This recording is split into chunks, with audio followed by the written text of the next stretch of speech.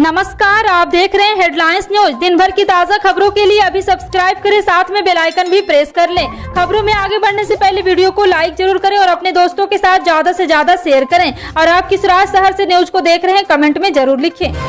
आजमगढ़ के इटौरा स्थित मंडलीय कारागार में जहरीली शराब कांड समेत कई अन्य मामलों में निरुद्ध सपा के बाहुबली विधायक रमाकांत यादव से सोमवार को समाजवादी पार्टी के राष्ट्रीय अध्यक्ष अखिलेश यादव ने मुलाकात की। इस दौरान अखिलेश यादव ने बीजेपी सरकार पर जमकर भड़ास निकाली। उन्होंने कहा है कि राज्य सरकार चुन कर सपा नेताओं पर फर्जी मुकदमे दर्ज कर जेल भेजने का काम कर रही है। अखिलेश यादव ने कहा है कि विधायक रमाकांत यादव को गलत मामलों में फंसाया गया। उनके ऊपर पुराने मामले थे, इसमें उनको जमानत मिली थी, लेकिन उनको नए मामलों में फंसा दिया गया। पंजाबी सिंगर शुभदीप सिंह उर्फ सिद्धू मूसेवाला की हत्या के करीब 3 महीने बीत चुके हैं। इसके बावजूद हत्याकांड के असली अपराधी अभी तक पुलिस की पकड़ से बाहर है।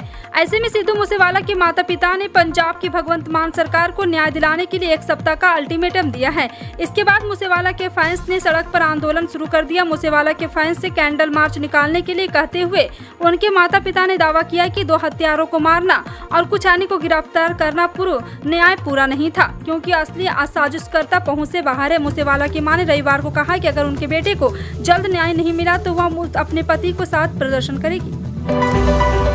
दिल्ली और वाराणसी के बीच प्रस्तावित हाई स्पीड रेलवे कॉरिडोर के निर्माण में रुकावट आ गई है। रेलवे ने मार्ग में अनेक घुमावदार हिस्सों का हवाला देते हुए परियोजना पर फिजिबिलिटी रिपोर्ट को खारिज कर दिया है। सूत्रों ने ये जानकारी देते हुए कहा है कि रेल मार्ग पर इतने सारे घुमाव 350 किलोमीटर प्रति घंटे की रफ्तार से बुलेट ट्रेन चलने के लिए कारगर नहीं होंगे।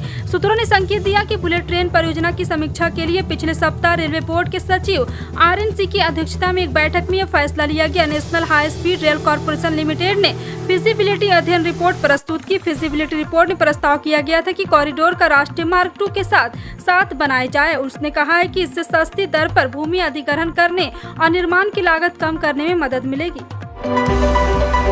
भारत गेहूं की उपज में दुनिया भर में अग्रणी है। भारत में लोगों को खिलौने के लिए पर्याप्त भंडार भी है। आपको बता दें कि सरकार ने ब्लूमबर्ग की उस रिपोर्ट को गलत ठहराया है जिसमें कहा गया कि देश में हर साल पैदावार की कमी आ रही। लगातार गेहूं की कीमतें बढ़ रही हैं। इस कारण सरकार गेहूं से आयात करने पर विचार कर रही। दरअसल ब्लूमबर्ग ने अपनी रिपोर्ट में कहा था कि PM मोदी ने यूक्रेन और रूस के युद्ध शुरू होने से कहा था कि उनका देश दुनिया को गेहूं निर्यात कर सकता है, पर पैदावार में कमी होने के कारण निर्यात नहीं हो सकेगा। गर्मी और हीटवेव के कारण इस बार गेहूं की उपज कम हुई। इस कारण गेहूं की कमी को पूरा करना मुश्किल हो सकता है और सरकार को गेहूं का आयात करना पड़ सकता है।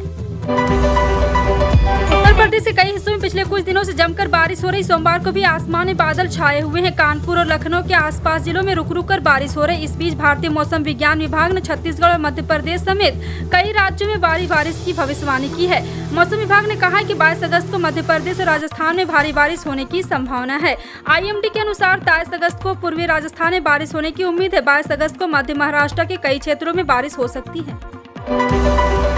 आंध्र प्रदेश के मुख्यमंत्री YS जगनमोहन रेड्डी ने सोमवार को प्रधानमंत्री नरेंद्र मोदी से राजधानी दिल्ली में मुलाकात कर गोदावरी नदी पर बनाई जा रही पोलावरम सिंचाई परियोजना को संशोधित लागत अनुमान को जल्द से जल्द मंजूरी देने की मांग की है। इसके अलावा आंध्र के CM के अन्य कई परियोजनाओं को लेकर भी प्रधानमंत्री से गहन चर्चा की है। प्रधानमंत्री से मुलाकात के बाद मुख्यमंत्री ने राष्ट्रपति द्रौपदी मुर्मू शिष्टाचार से मुलाकात की है। और आपको बता दें कि एक बार फिर से अधिकारी सूत्रों की माने तो राजधानी दिल्ली में PM मोदी के साथ अपनी 40 मिनट की लंबी बैठक में आंध्र प्रदेश के मुख्यमंत्री जगनमोहन रेड्डी ने पोलावरम परियोजना पर चर्चा की और संशोधित लागत अनुमान को जल्द से जल्द मंजूरी देने की मांग रखी है। पूर्व केंद्रीय मंत्री और भाजपा के वरिष्ठ नेता शहनवाज हुसैन को सुप्रीम कोर्ट से बड़ी राहत मिली है। समाचार एजेंसी NI के मुताबिक सुप्रीम कोर्ट ने 2018 के कथित दुष्कर्म मामले में शहनवाज हुसैन के खिलाफ FIR दर्ज करने के दिल्ली हाई कोर्ट के आदेश पर रोक लगा दी है। साथ ही हाई कोर्ट के आदेश को चुनौती देने वाली शहनवाज की याचिका पर नोटिस भी जारी किया गया है। न्यायमूर्ति यूलू ललित और न्यायमूर्ति S रविंद्र भट्ट और न्यायमूर्ति सुधांशु धूलिया की पीठ ने मामले के संबंध में दिल्ली हाई कोर्ट के समक्ष आगे की कार्रवाई और शहनवाज हुसैन के खिलाफ प्राथमिकी दर्ज करने के दिल्ली उच्च न्यायालय के आदेश पर भी रोक लगा था।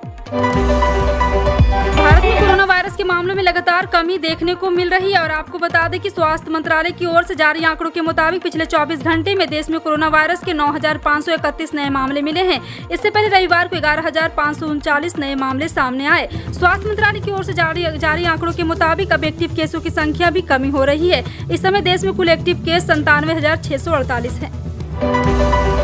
केंद्र सरकार द्वारा गठित न्यूनतम समर्थन मूल्य समिति की पहली बैठक आज होगी और आपको बता दें कि इसके लिए सभी सदस्यों को आमंत्रित किया जा चुका है। केंद्र सरकार ने फसलों के मूल्य को लेकर किसान संगठनों की आपत्तियों के मद्देनजर समिति का गठन किया है, लेकिन किसान संगठनों ने प्रतिनिधियों ने इसमें शामिल होने से इनकार किया है। बता दें कि एमएसपी समिति की बैठक के बीच किसान संगठनों ने नई दिल्ली जंतर मंतर पर महापंचायत बुलाई है और जानकारी के अनुसार केंद्र सरकार द्वारा गठित न्यूनतम समर्थन मूल्य समिति की पहली बैठक राष्ट्रीय राजधानी कृषि विज्ञान परिसर में होगी। इस पहली बैठक में सदस्यों का परिचय दिया जाएगा।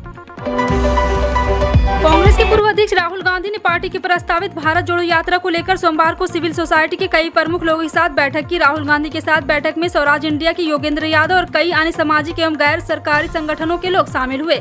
इस दौरान राहुल गांधी ने कहा कि भीड़ हो न हो, कोई आए न आए, मैं भारत जोड़ो यात्रा पूरी करूंगा। कांग्रेस के पूर्व अध्यक्ष राहुल गांधी ने सोमवार को सिविल सोसाइटी के प्रमुख लोगों के साथ बैठक के दौरान ये भी कहा, मुझे सीखना है, ये मेरे लिए निजी तपस्या है। हम जनहित के सभी मुद्दे पर आपके साथ हमेशा रहेंगे। मैं कॉर्पोरेट के खिलाफ नहीं हूँ, मैं मोनोपोली के खिलाफ हूँ, क्योंकि इससे लोगों को कुचला जाता है। सिविल सोसाइटी के लोग भी यात्रा में शामिल होंगे।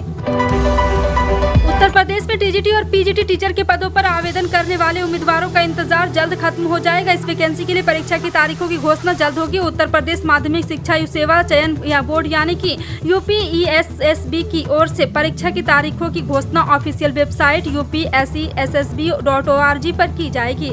ऐसे में उम्मीदवारों को सलाह दी जाती है कि वेबसाइट पर नजर बनाए रखें। परीक्षा के लिए एडमिट कार्ड भी ऑनलाइन जारी होंगे।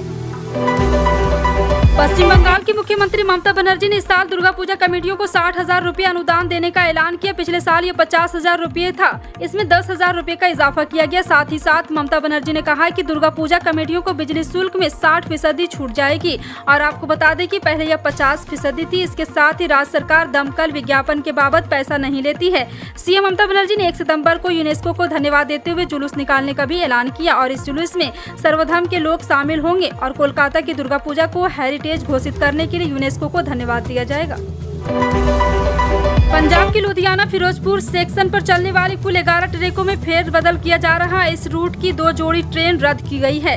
इसके अलावा 4 ट्रेनों का मार्ग परिवर्तित किया गया है। वहीं 2 ट्रेन को रोककर चलाया जाएगा और 3 ट्रेनों का समय बदला गया है। उत्तर रेलवे अधिकारी के मुताबिक फिरोजपुर मंडल के यहां पे अलग से किया गया है और 25 अगस्त को ट्रेन संख्या लुधियाना फिरोजपुर लुधियाना स्पेशल ट्रेन भी रद्द रहेगी। और आपको बता दें 24 अगस्त को यात्रा प्रारंभ करने वाली 11,058 अमृतसर छत्रपति शिवाजी टर्मिनल एक्सप्रेस को अम्बाला मंडल पर 40 मिनट रोककर चलाया जाएगा। वहीं 24 अगस्त को यात्रा प्रारंभ करने वाली 04547 अम्बाला बंठिंटा स्पेशल को अम्बाला से 2.40 मिनट देरी से चलाया जाएगा। जम्मू कश्मीर में जहां नॉन लोकल को वोटिंग राइट देने के अधिकार को लेकर सियासी घमासान छिड़ा हुआ, तो वहीं इलेक्शन कमीशन की इस अनाउंसमेंट ने सालों से गुलामी की जिंदगी जी रहे वाल्मीकि समाज के लोगों की जिंदगी को रोशन कर दिया है। धारा 370 होने के कारण जम्मू कश्मीर में रह रहे वाल्मीकि समाज और वेस्ट पाकिस्तान रिफ्यूजी सालों से गुलामी की जिंदगी जी रहे थे, लेकिन इलेक्शन कमीशन द्वारा वोटिंग लिस्ट बनाने की शुरुआत के बाद अब इन्हीं पहली बार जम्मू कश्मीर में वोट देने का अधिकार मिलने जा रहा है। जम्मू कश्मीर की बात करें तो यहाँ भी करीब 10,000 से ज्यादा वाल्मीकि समाज के लोग रहते हैं। नितिन गडकरी की कोशिश है कि 2030 तक भारत का सार्वजनिक परिवहन पूरी तरह से इलेक्ट्रिक व्हीकल में रूपांतरित हो जाए, जिससे कच्चे तेल को खरीदने में विदेशी मुद्रा की बचत हो सके और भारत खाड़ी देश पर पेट्रोल की निर्भर न रह पाए। लेकिन ऐसे में सवाल उठता है कि अभी लिथियम का रिजर्व भले ही ऑस्ट्रेलिया, चिली और अर्जेंटीना जैसे देश हो सकता है, लेकिन लिथियम एस को फाइनेंस प्रोडक्ट बनाने की तकनीक सिर्फ चीन के पास है। तो ऐसा तो नहीं जब भारत में इलेक्ट्रिक व्हीकल की बहुलता हो तब हमारी निर्भरता ड्रैगन पर ज्यादा हो जाए। इसलिए अब जितने भी हाईवेज बनाए जा रहे हैं इलेक्ट्रॉनिक वाहन को ध्यान में रखते हुए ही उन पर काम चल रहा है। राजस्थान सरकार ने मवेशियों में गांठदार चर्म रोग लंपी को देखते हुए इससे बचाव के टीके व दवाएं खरीदने के 30 करोड़ रुपए मंजूर किया है। राजस्थान में इस करामाक रोग के अब तक 25,000 से अधिक मवेशियों की मौत हो चुकी है। एक सरकारी बयान में इसकी जानकारी दी गई। बयान में कहा गया है कि मुख्यमंत्री अशोक गहलोत ने लंपी चर्म रोग के बचाव एवं रोकथाम के लिए औषधि एवं टीके खरीदने के लिए 30 करोड़ रुपए की स्वीकृति दी है। इसके अनुसार राज्य सरकार लंपी रोग की रोकथाम एवं बचाव के लिए पूरी संवेदनशीलता एवं गंभीरता के साथ राज कर रही है। और आपको बता दें कि इससे पहले बिना टेंडर की जरूरत की दवाइयां खरीदने जैसे निर्णय किए जा चुके हैं। जैसे जैसे गुजरात विधानसभा चुनाव नजदीक आ रहे हैं, आम आदमी पार्टी राज्य में सक्रिय होती जा रही है। आज दिल्ली के मुख्यमंत्री अरविंद केजरीवाल और उप मुख्यमंत्री मनीष सिसोदिया गुजरात के दौरे पर हैं। गुजरात आए सीएम अरविंद केजरीवाल ने गुजरात के लोगों से कई बड़े वादे किए। सीएम अरविंद केजरीवाल ने गुजरात के लोगों को शिक्षा और स्वास्थ्य की गारंटी दी है। उन्होंने कहा कि अगर गुजरात में आम आदमी पार्टी की सरकार आती है तो दिल्ली की तरह आपके परिवार भी मुफ्त में स्वास्थ्य और शिक्षा ले पाएंगे। और सीएम अरविंद केजरीवाल ने किए 5 भी वादे। हर नागरिक के लिए मुफ्त और बेहतरीन इलाज की सुविधा, सभी दवाएं, परीक्षण और ऑपरेशन मुफ्त, हर गांव और वार्ड में मोहल्ला क्लिनिक, हर सरकारी अस्पताल को अपग्रेड किया जाएगा, नए सरकारी अस्पताल खुलेंगे। पूरे गुजरात में सड़क दुर्घटना के सभी मरीजों को मुफ्त इलाज होगा। इस तरह की 5 योजनाएं भी लागू करने का संकल्प लिया है। फिलहाल का इन सभी खबरों पर क्या कहना है कमेंट सेक्शन में टाइप करके जरूर बताएं। इसी तरह की पल पल की अपडेट जानने के लिए जुड़े रहें आप अपने हेडलाइंस न्यूज के साथ। मिलते हैं अगली बड़ी खबर में, तब तक के लिए जय हिंद।